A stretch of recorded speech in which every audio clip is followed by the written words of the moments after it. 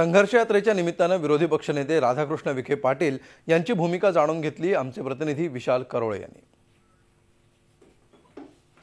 संघर्ष यात्रेच्या दुसऱ्या टप्प्याला सुरुवात झाली आहे। सिंदखेड राजा या ठिकाणून ही सुरुवात झाली आहे। विरोधी पक्षनेते राधाकृष्ण विखे पाटील आपल्या सोबत आहेत। सर, पहिला टप्पा संपला आणि आता दुसरा टप्पा सुरू झाला। खरं तर पहिल्या टप्प्यात विरोधी पक्षाच्या हाती खूप काही आलं नाही असं सत्ताधाऱ्यांचं म्हणणं आहे। तुम्ही काय सांगाल? नाही, म्हणजे खरं म्हणजे एकतर राज्य सरकारने आता कर्जमाफी देण्यासंदर्भात आता जी माहिती गोळा करायला सुरुवात केलेली आहे। आता यूपीचं मॉडेल कमीत कमी यूपीचं मॉडेल अभ्यास करण्यासाठी तरी आता तयारी दाखवलेली आहे। मला वाटतं हा संघर्ष यात्रेच्या निमित्तानं निर्माण केलेला जो दबाव आहे विरोधी पक्षाकडून राज्यातल्या शेतकऱ्यांच्या ज्या भावना ह्या यात्रेनिमित्तानं ज्या प्रक्षोभ त्यांचा पाहायला मिळाला, मला वाटतं हेच आता मोठं यश आहे की सरकारवर आता दबाव निर्माण झालेला आहे। अनेक आत्महत्या सुरूच आहेत रोज 9 ते 10 शेतकरी आत्महत्या महाराष्ट्रात होतात।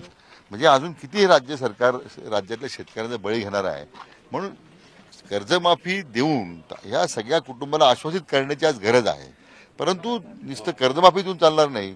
एका बाजूला ती कर्जमाफी द्यायची नाही, दुसऱ्या बाजूला खरेदी केंद्र बंद आहेत, शेतीमालालाच भाव नाही आहेत। 13-14 हजार रुपये क्विंटलला तुरीचे भाव 2 वर्षापूर्वी होते, 3 आणि 4 हजार रुपयाला विकण्याची वेळ आली। मला असं वाटतं की सगळ्याच आघाड्यांवर आलेलं सरकारचं अपयश शेतकऱ्यांना आश्वासित करण्याचं याचं हे अतिशय याचं प्रतिबिंब रोज या शेतकऱ्यांच्या आत्महत्येच्या निमित्तानं समोर येतं। पहिला टप्पा झाला, आता दुसरा टप्पा। जोपर्यंत कर्जमाफी होणार नाही, कर्जमुक्ती होणार नाही, तोपर्यंत हे रस्त्यावरचा संघर्ष सुरूच राहणार। कर्जमाफी अंतिम आमचं याच्यामध्ये ध्येय आहे आणि त्यामुळे कर्जमाफी झाल्याशिवाय ही आमचा संघर्ष थांबणार नाही।